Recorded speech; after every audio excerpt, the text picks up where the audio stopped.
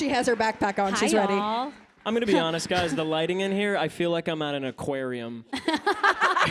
You're all a bunch of little fish. God, yes. I was gonna say, and you are our fish. And you are a fish. Welcome. Hi. Hi. How's your weekend been so far, everyone? How's it going? Fucking love Columbus. It's insane. Really well. Shoba's first, right? Her first time. Wild. You never forget your first, you know? Absolutely not. We are popping the con cherry right now. Welcome. I'm happy to be a part of this. Yes. Have Why you does it do guys this? gotten out of the convention center at all? Have you seen any of Columbus, or have you just been chained to the convention center? My family actually, I grew up in Erie, Pennsylvania, not too far away, but we Yes, would take. cheers for Erie. Yeah, yeah. Woo! 3 people are Guys, stoked. guys, Erie's one of Erie's slogans, like very popular slogan, is "It's okay to love Erie." Okay. I'm like, that sounds like a place I never want to live again. I love it. I love it. I don't really want to live there though. We used to come down on vacation here all the time, and so German Village is like a stomping ground. I love it. Books galore, fucking Pistachio Vera. Wait, is it Books galore? I think so. Yeah. Or Booglob. My bad. Sorry. But yes. Amazing. I'm glad you're having a good time. It sounds like you have some recommendations for me. I haven't left yet, so Oh, it's okay. cold and I'm scared of that. Yeah. But like, I'll get an Uber. So What's that's it fine. like out there? We've seen nothing. It's your honestly, I will say there's nowhere better to be in the middle of like a Midwestern winter than inside a convention hall. So we're very happy to be here. It's nicer in here with you. Well, it's festive. Like you can get in the holiday season, look at the snow outside, and not be in it, which is nice. So. Remember I was going to run this morning outside? Oh my God, Patina had Outside? so many plans. She was like, I was gonna wake up, I was gonna run, I was gonna get my run oats. outside, and that did not happen because it is cold as Shit. Wait, Shoba, where are you from? Are you from? So I'm from a suburb outside of Philadelphia. Okay, so you're used to the cold. I am sort used of. to the cold, yes. Okay. Yes. Blake and I went to school in University of Michigan, so we're used to this Midwestern chaos. I know, Buckeyes, sorry, hate us, go blue. Hey. Oh no.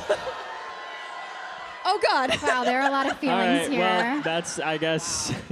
Bye. I'm kidding. But yeah, we're used to the winter. Though I did wake up this morning, look out the window, and I was like, it looks like fucking Blade Runner out there. Like, it's bad. Not super inviting. I agree, but we're glad you're in the convention center with us. Thank Oh, you we're for so being happy here. to be here. I love aquariums. It's a beautiful aquarium. I can't wait to see the stingrays. So, first convention experience, first GalaxyCon experience, coming from theater. Conventions probably weren't on your radar, as somewhere you were headed specifically. Maybe it was, maybe it wasn't.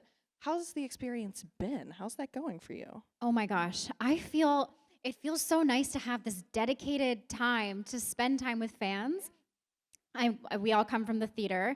You come from the theater, of course. So we have the stage door experience where, you're probably on your feet, sweating, dancing, singing for 2.5 hours, and then you get dressed and you're ready to go home, and then you have a line of patrons who want to meet you and have a moment with you, which is so lovely, but it feels so different because by that time you're so exhausted, you're still on your feet, you need to get home, you need to catch your train, and all that good stuff. So it feels really nice just to like sit and have FaceTime with everybody and really get to spend the time. And yeah, I'm loving it. It's amazing. Welcome. I love that. Keep clapping. I love it. So I know we're going to get a lot of questions about Hazbin, obviously. So I'm going to stay elsewhere for a little while, I think. Okay. So as performers, as entertainers, was there a show that you saw like on stage or a moment in your youth where you were like, that is what I want to do. That is my inspiration. Kind of what, you can give me your Cliff's Notes journey of what led you to being a performer. All at once, please. Men first. Yeah. Yeah, I've always said that. Boo, cancel. I saw the sticker that you carry that says that, yeah. Next to Normal was the one that like when I love a slime tutorial because as much as like a slime tutorial should not, I guess, technically exist, I love that they do because me living in Erie, Pennsylvania, being like 7.5, 8 hour drive from New York City, I obviously had no experience with like seeing Broadway, and so I watched the bootleg for Next to Normal, and it changed my whole fucking life. I was like, oh my god, musicals like don't have to just be spectacle, flashy, show. It can be like a show about grief and a show about like a family struggling, and that just like impacted me. I was like, oh, I see now the full spectrum of storytelling inherent in like the musical theater form. So that got me really excited, and that's what like led me to audition and eventually get into Michigan. Yeah, and then I've just been performing since then. Yeah, I've just been, and now I'm Southern. Okay, well, what was you? Bless your heart. Bless your heart. You weren't in like a High School Musical though. You must have been in a High School Musical. Oh yeah, I was in. Well, I wasn't in the High School Musical, but I was in. I was in a couple High School Musicals. Which one? What was your big one? Dude, it wasn't that long ago. Xanadu? I don't know, man. These past 10 years. Holy shit. I was in Xanadu, and then I actually split from high school. I did community theater, and that felt like a huge fucking step. And I did that for being Rolf in Sound of Music. The director was like, "You're bleaching your hair." I was like, "Yes, I'll do anything for the craft." And that felt huge. But at the time, I got my driver's license like after or around then, and I had frosted tips. It was great. Yeah. I so wish we could like get a photo. I wish we could use one of wanted these to. cameras and It's put at it home. up. It's at, maybe I'll. Well, I'm not gonna post a picture of my driver's license, but yeah, it looked crazy. Shobes. Oh my gosh, okay. So I got the theater bug when I was 8 years old. I auditioned for a local production of The King and I. And my mom took me to it was my very first audition. There were like 500 kids there. I remember my older brother was dragged to the audition as well. He didn't audition, but older brother had to come along with me. And he was like, there's no way you're gonna get it. And I actually was able to learn the dance and learn the tune really quickly. And I got the call that I was gonna be one of the royal children in The King and I. And it was just the most magical experience. I wanted to learn everyone's lines. I was the unofficial understudy for every role. And I just loved it. I loved that it combined all of my interests. I, at the time, was learning ballet and classical Indian dance and classical Indian music. It just kind of combined everything, the storytelling, the theatricality of all of it. And so that was when I caught the bug. And then when I saw my first Broadway show, I want to say it was either 42nd Street or Thoroughly Modern Millie, I was like, oh my gosh, I want to perform at that level, and I want to make other people feel the way that I felt in the audience. So that's sort of when it all started for me. Yeah. Thank you. So I grew up in a small town in South Carolina called Pageland, and unfortunately, we didn't really have a lot of access to the arts. So community theater and that kind of stuff, I unfortunately was not able to take part in, but I fell in love with movie musicals and beaches. Oh, I know. Oh my gosh, yes. what? Yes. My mom was like a 45-year-old woman at 10 years old? I literally wanted to move to New York City. I wanted to be like Bette Midler, like how she did, like, you know what I mean? Like I wanted to get my apartment and beat on the like heater. Like I wanted the whole. Oh, I know. I'm dying. I'm just picturing like 9-year-old you being like, Oh, yeah. I will be Bette Midler. Baby, Barbara Hershey and Bette Midler were my queen. Stop, that's so funny. And so like that, because I grew up singing in the church, so singing wasn't anything that was foreign to me. I was shy, but watching movie musicals like Beaches and then Sister Act, I was obsessed with Whoopi and Lauryn Hill. And then I started singing in this performing arts camp in the summer, and I got into musical theater then, like officially, and I was cast as Miss Hannigan at like 10 or 11, and that's when I stepped on that stage. I was like, oh shit, like I really want to do this. And my parents were at that performance. And my mom was like, okay, we're going to figure out a way for you to do that. So long story short, long story short. So I went off to a performing arts theater school. And it's there where I got my training. And then I didn't get into like my first official like show until I went to college. It was like maybe like Urinetown or like I was Miss Pennywise. Oh Come yeah. on.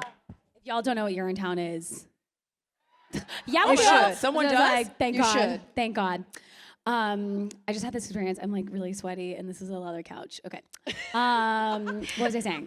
I want to like flag. Patina said something. She was like, I was shy. I feel like a lot, and I feel like a lot of people assume that when you do what we do, that we like came out singing and dancing. Similar to you, that was not the case for me. I had like two very loud, very type A alpha older sisters. So I was like kind of the quiet one, which you're like shocked. But because I like wanted an outlet to sort of, I feel like when I was at home with my family, I would sort of defer to them.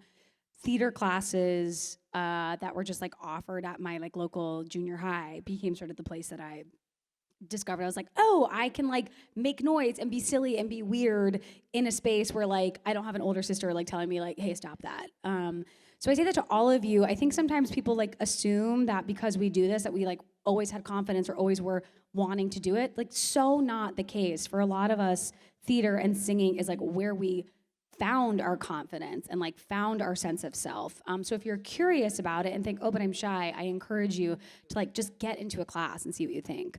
I didn't answer your question, but Okay, I'm wrapped. It's fine. I'm great. Keep going. what did I do? Yeah, like those theater classes. I was bad at like every sport, so like where else was I gonna end up? Yeah, it's either theater or science, right? It It was definitely not gonna be science. Well, there you go. let me tell you. There's your option. There's your path. Wait, the person who is at my table this week helping me is so incredible. She has, where's Drew? Shout out to Drew. She's like pursuing a master's in something scientific. And I was listening to her talk about it. I was like, you're so smart. I'm not. Women in STEM, we love it. Women in We're STEM. here for that.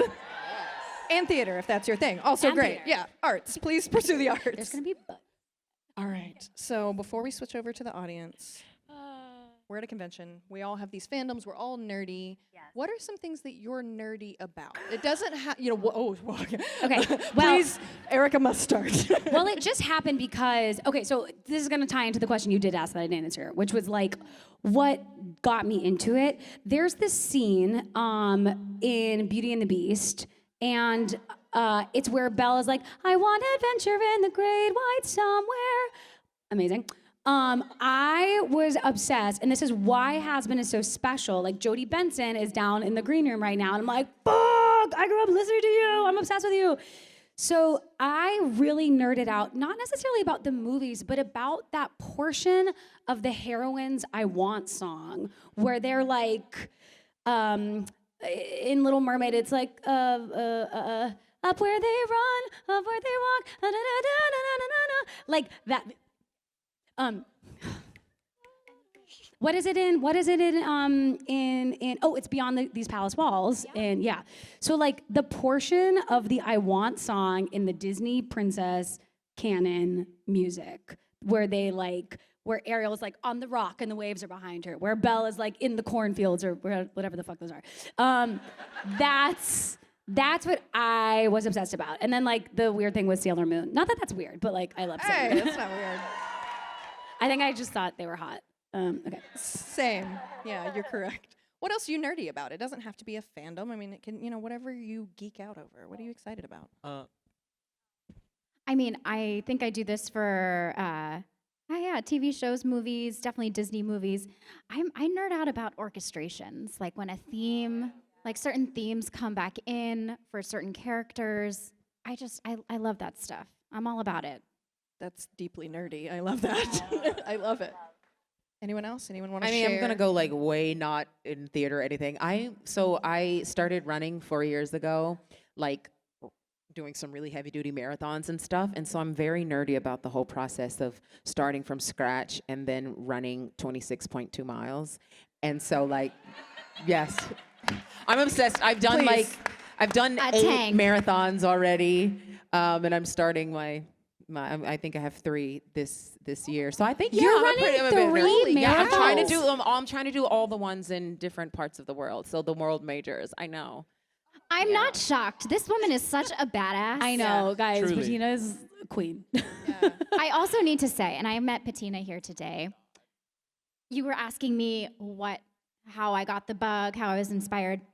I was in high school, and YouTube, when we were in high school, was was the thing. That was the thing that connected us to the world beyond. And I would watch Miss Patina Miller, her videos from Carnegie Mellon's, her singing in her voice workshops or voice labs in those studios. And I was like, that girl is a star. I want to learn how to do that. And I have followed her career ever since. So the fact that we are on several tracks together on this show is mind-blowing to me. So I tried my best to not fangirl over her, but she's definitely been very, very inspirational to me.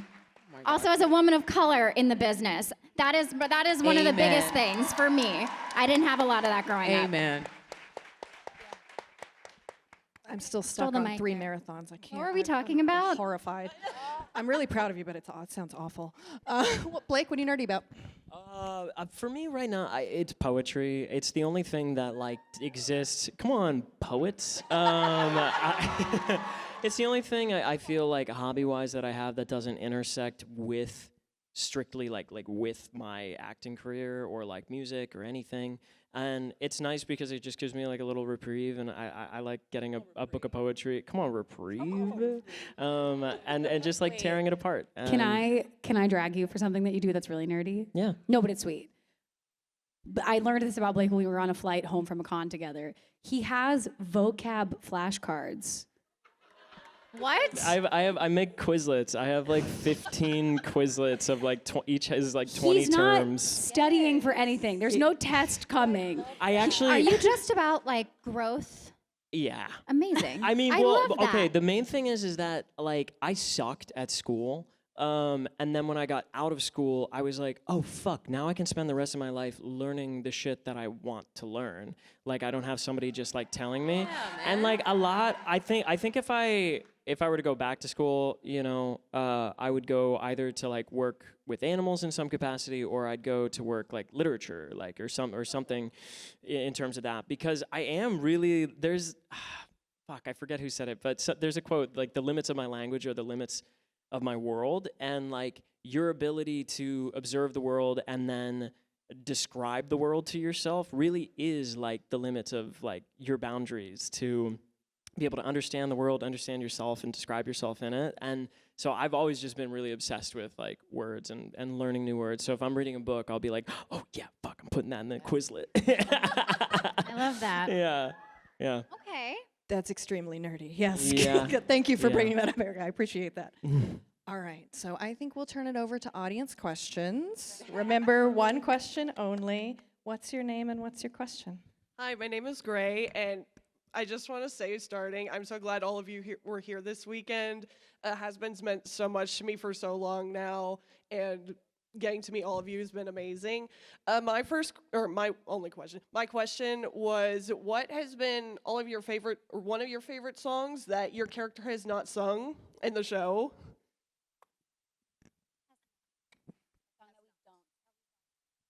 I will say that Gravity is really like it Oh for my me. God, Like, yes. I'm sorry, like That's the one. I mean, Jessica she's so fierce. I would It's love to so hear. good. I would love to hear Literally- you on it though. It came on today at the gym, and I was like, I'm gonna let it play out. So good. And I'm gonna let it repeat. I was like, fuck, this song really gets me. And I love Poison too. Oh Oh yeah. yeah, Poison.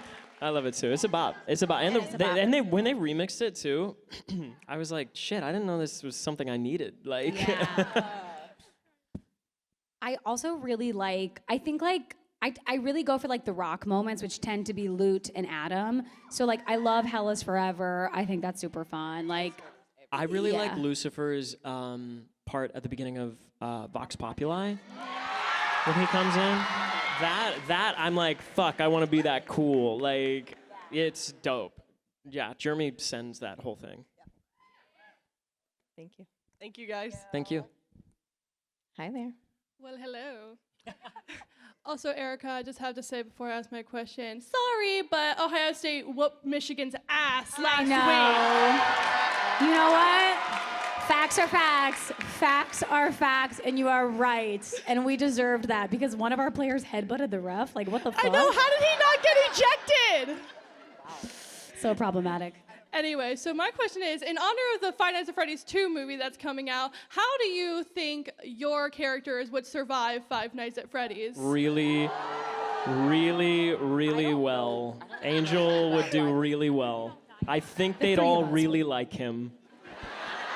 No, because honestly, why do I think Angel Dust would just be flirting with all of the animatronics? That's why they'd really like him. I think the three of us would die immediately. Not everyone can live, you know? That's how it works. Anyway, thank you. Love you all. Thank you. Go Blue.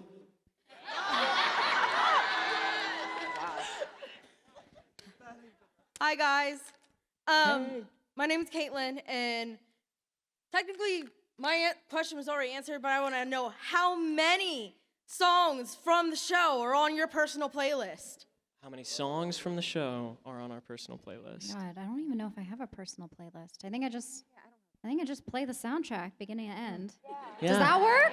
Does that work? I guess so, yeah. Definitely. Thank you, Honestly, for me, it's definitely, like, Gravity's the standout. More than anything, also, when I need a good cry. But it's front to back. Like, truly, album after album. Yeah, I feel like you can't pick and choose songs. You just gotta make your way through all of them. I mean, how cool that we can all say that. Like, I literally enjoy every single song. Like, they've just done such a great job. They killed it. You know, there are no skips. You guys killed it. Thank you. Aw, Thank thank you. And Nifty killed you. Haha. Very fair. Thank you so much, Thank baby. you. Thank you. Can somebody help lower that microphone for them? Anyone? I'm coming. There we go. Literally, oh my gosh, what service? Or you can do handheld. I thought no one was coming. Hi, can you guys hear me? You're so fast. Yeah. Okay, so hi, not my gonna be name is good. Rain. I'm a huge fan of Hazbin Hotel. It is actually the way that me and my foster mom bonded when I was adopted. So we watched it together and I fell in love with it. My question is, what is your favorite line that your character does not say, and why do you like that line? I'm like, I really, when people come up to me and tell me their favorite character is Lucifer, I'm like, I get it, me too.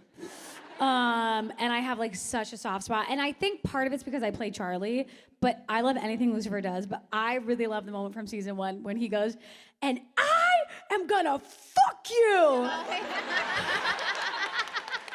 Dad, So yes, full thank you, out. so full out. He's the best. Jeremy's so good.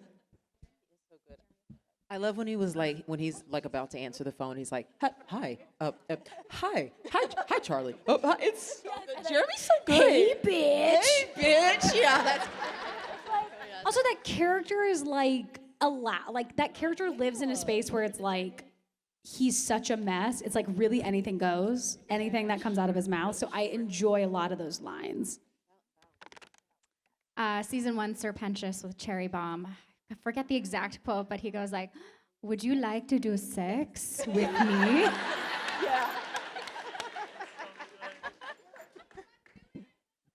Everybody. Yep, that's the end of the line.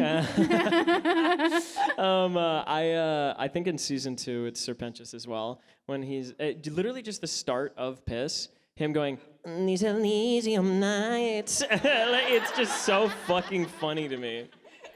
Totally boy band. Thank you. Hi. Hi, I would like to ask, do you think Alistair could solo Charlie? Solo? One-on-one combat. Oh. He could try. Oh. Bring it. Charlie's headbutting the ref for sure. That's right. Hi there, what's your question? Hi, my name is Brett, and I was wondering, what would your Hazbin Hotel characters take a Blitz from Helluva Boss with all his shenanigans? I think Angel and Blitz would get along a little too much. They'd bring out all the worst tendencies in each other. Yeah. Definitely. Well, I don't know if you saw, but when they announced that Hell of a Boss was getting also picked up by Amazon, we did like a little crossover, Charlie and Blitz. I thought that was pretty accurate. So keep manifesting more crossovers, because I think For us, we don't really know how they'd all interact, but I think Viv has a good idea, and it would be really cool to see like a full episode movie. Cheer for movie. Cheer for movie, cheer for movie. Thank you. We got it. Viv, we got it. Send to Amazon. Thank you. They're always listening, you know? Thank you for your question. Hi there. What's your question? Sorry. If you could make an episode based on Charlie and Angel's relationship, what would it be? This can take place in season 1 and 2, because I know. I love that. I think it'd be my favorite episode right out the gate. Because, like, they are such good friends, but we haven't seen, like, them just fucking hang, you know? And, like, their definite dynamic. Like, I feel like we need to see them go shopping. Yeah. We need to see them, like, somebody try to mug them while they go shopping. We need to see them beat the shit out of the person that tried to mug them while they were shopping. You know, like some of that, right? I know. Maybe Angel takes Charlie out to party. Oh, and she drinks like way too much. Like way too much. Yeah, we never, like, you have a lot of scenes where you hang. Christina Alabato, who voices Cherry Bomb, one of our girls we love.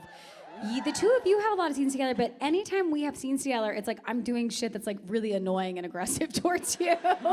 So I would love an episode where you see them hang out, because clearly they're really good friends. Angel was one of the first people at the hotel with Charlie. Like, feels safe with her. So I would love like more of that. Like, yeah, joyfulness. Like I want them to go to the mall and then I'll put Fat Nuggets. Angel will. Somebody's conflating himself with the character. He will put Angel. Fuck me. He would put Fat Nuggets in like the playpen with what's the one that's not dead? Nifty? Wait, Dazzle. Nifty. Dazzle. Razzle. Dazzle's not dead. Yeah. They just like hang too. Anyways. But specifically shopping. I hear lots of shopping in that episode. Lots of shopping. Thank you very much. Makeover sequence. Oh, Thank you. Hi there, what's your question? Hi, my name's Marissa. I don't know if this is a question that has been answered or talked about yet. So there's an official Hazbin Hotel Discord now. Yeah. I know that Erika and Blake are on it. Patina and Shoba, you should get on there too. How has it been seeing the more like social side of the fandom, seeing their like pictures that they're posting from cons, fan art, all of that kind of stuff? Well, Christina and Joelle are also on it. It's been nice. I honestly, like, Erika started it about a year ago. And then promptly forgot about it. Well, what I learned when we restarted it was just how much of a feat it is to get a Discord off the ground, and how like low key in terms of like mods, that was the big thing that we needed was moderators. Shout out to our mods. Shout out to 3 of our beautiful mods right here. Yeah, we got Naz. We got Heather, we got Megan. They're fucking amazing. I love them. But they were like, I was like, where the fuck am I gonna find a bunch of people to like moderate this Discord server, which I'm sure is gonna have like a lot of people in it. And I literally was like, let me just think about all the like really based people that I've met throughout doing cons, like just the cool folks. And I was just I was DMing people, like being like, hey, do you want to join my Discord server? We also got my friend Stray, who also handles for cons sometimes, and Petra as well. They really fucking helped me in terms of just going back and forth with them, being like, what the fuck is this? How the fuck does this work? What the fuck do I even do? I don't know. It was really wonderful. And now we have a bunch of different channels where we're able to like, I don't know, a channel where you guys post pictures of your pets and like fucking food that you're eating. We just opened like voice chats for people to talk about the show, and it's all really cool. It's a different mode of community, like online community, than I thought. A much more nuanced, version of online community than I ever thought possible. So I really love it. All of the VAs have their own individual voice channels where they can update like what's coming up next, what conventions we're doing, or what, and that just pings it out to all. I think we're up to like 8,000 people or 7,000 people in the Discord server now, and so it just pings everyone and keeps them updated on what we're doing, and then I love it. I think it's a great way to stay in touch. Yeah, I'm glad you guys like it too. Shout out to the Discord community. We have Shout time out to for the Discord. one more question. You will be our lucky finalist. Everyone else, thank you for being in line. Please go visit them at their booths. Ask your questions. Wait, can I please request that we do the Danny Do Bad right after? Yes, we can make it happen. Okay, great. You can okay. request whatever you want. Okay. Stay up here. We'll go fast. Yep, lightning round. All right, so my name's Kate, and this is my second time coming here for GalaxyCon Columbus. I had selfie with you, Blake, last year. Yeah, it's good to see you. And I had selfie with you, Erika, earlier, if you remember me. So anyway, my question to ask you all is, did you guys find it difficult as voice actors singing in the songs, like you did a high note and it risked your voice kind of mess up speech in? Yeah.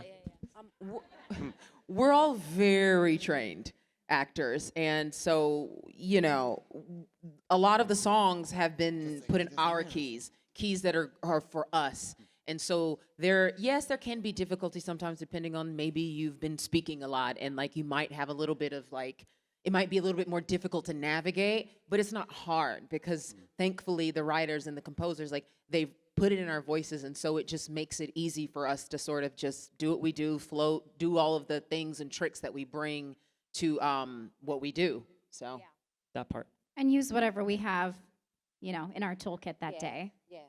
Because we're all going through different things on the day-to-day, whether we're doing 8 shows a week, whether you're living mom life or you're traveling a lot. Sometimes you don't have a lot it doesn't feel like you have a lot to offer, but because we're all very trained, we're able to, yes, and we have technique, we're able to give our best. Great answer. Thank you. Right, Thanks for your question. And at your request. Danny Do Bad. Danny Do Bad. I'm here. Thank you so much. That's so kind, Erika. So I've been in the fandom for a very long time, since like 2020 before the show even got greenlit. So it means so much to see you all here, especially Shoba, for your first con.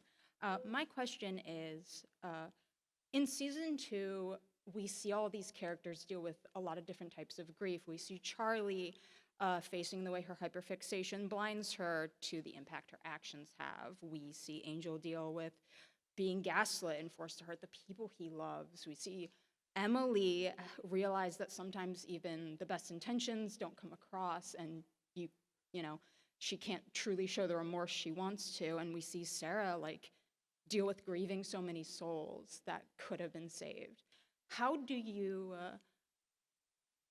how did it feel to tap into such complex and layered emotions when you were in the booth? Because these are such big themes throughout all the characters this season. I mean, I think the biggest gift of this show is yes, we love the jokes, we love the raunchiness, we love the fun pop anthems. I think the reason you all like this and the reason we enjoy doing it is because we are tasked with bringing that emotional gravitas to the story and to our characters. If the show was only these funny one-liners and these wacky characters, it's not interesting to you, and it's certainly not interesting to us. I think for all of us, when you get a big meaty song or a big meaty scene with somebody, you're like, oh, fuck yes. I'm gonna get to do the thing I love in the booth tomorrow. I'm gonna get to use my imagination and my emotional well of humanity to bring across a story using only my voice. And then the animators take it and run with it. But there's something really special about the intimacy of talking into just a mic with none of your fellow voice actors around you, being how can I bring this to life as much as possible? It's so much fun. And I promise you, if you thought season 2 had gravitas, just wait for season 3. I cannot wait. I am so excited. Foreshadowing. I love it. Thank you so much, so guys. Thank you. Thank you. All right, folks, please give a huge round of applause for our guests. Give it up. Go visit them at their booths on the floor. Go say hi. We are going to do a stage selfie, so for those of you in the audience, Come down toward the stage. Don't get on the stage. I'll push you back off. Come to the edge and then squeeze together as best you can. Make friends. Be friendly. So cute.